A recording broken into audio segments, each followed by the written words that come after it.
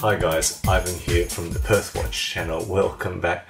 Today I just wanted to do a quick discussion video because I recently found myself in the prospect of needing admission to hospital, and that's always a significant time in one's life, and my mind wandered to all sorts of stuff, some of it important, family, what I was going to do with them, and if they were going to be able to come and see me.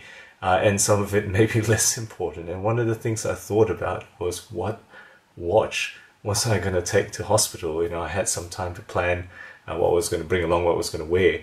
And that's one of the things I thought about, being a watch person. Now, I'm not suggesting that everybody should be thinking about this. I think if you have a serious illness, if you had a heart attack, you wouldn't and shouldn't be thinking about this. You've got more important things on your hands. But, let's say if you had a elective procedure of some sort, maybe you had to stay a couple of nights in hospital and it was planned, you had some time to think about it. This may be something that you think about if you were horologically inclined as I am.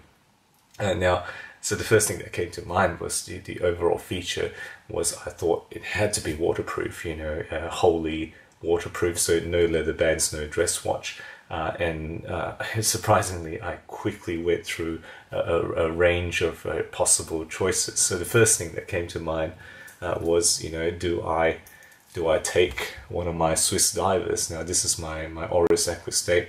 I've got my hands on the Seamaster as well.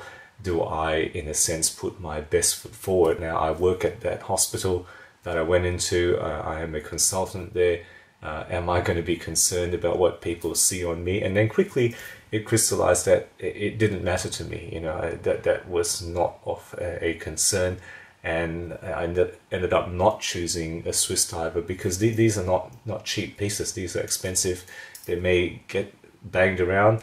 They may get misplaced. And if they had to be taken off me, not to underestimate the base instincts of human nature, they could get stolen. And it would be somewhat painful to have to lose this and try to replace it. So I chose not to take one of these pieces. What was next on the list? Well, do I take one of my Chinese or Japanese divers? Now, this is my, I guess, a watch that I'm very fond of. This is my Seiko Orange Monster.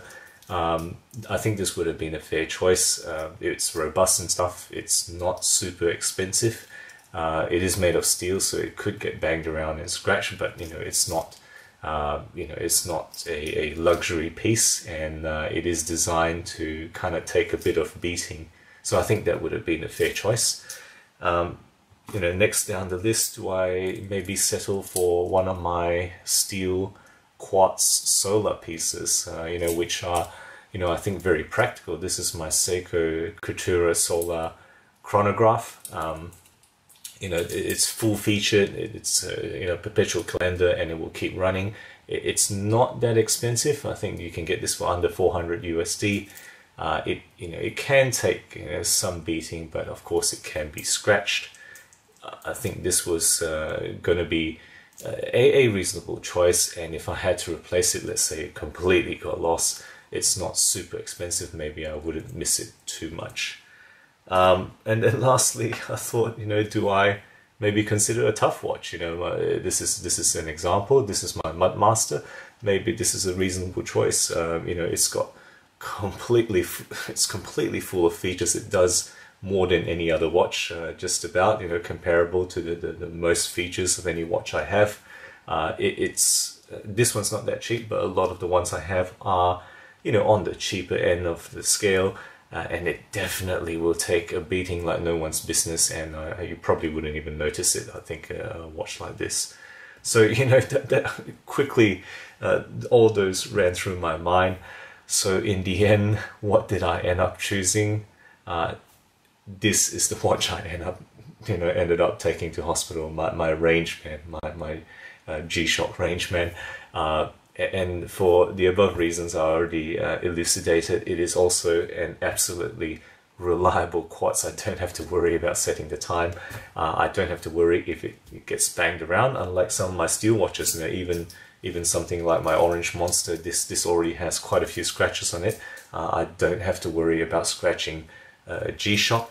and it will last indefinitely. This is a quad solar, and it could sit on the bedside table for days and weeks, and I wouldn't have to worry about it. It will just keep ticking along.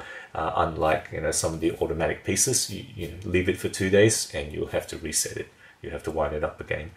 And if if it got completely destroyed, if it got stolen, it is not too painful to replace. You're talking about 200 USD or less, or around that price you can get this for. So in the end, this is what I settled for, and that's what I had with me. Thankfully, my symptoms improved, fairly quickly, and I only had an overnight stay, and they were happy to let me go home to my family the following day, and I'm very, very thankful for that.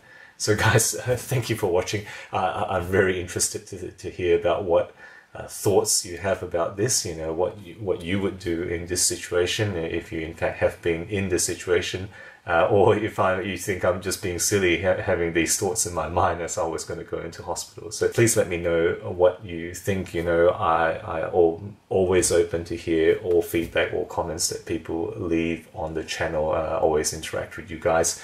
Guys, if you enjoy my videos, do consider subscribing. I put out content every week. Always aiming to be objective and unbiased about all things horology. So guys, thank you again for watching this video, and as always, I will catch you next time.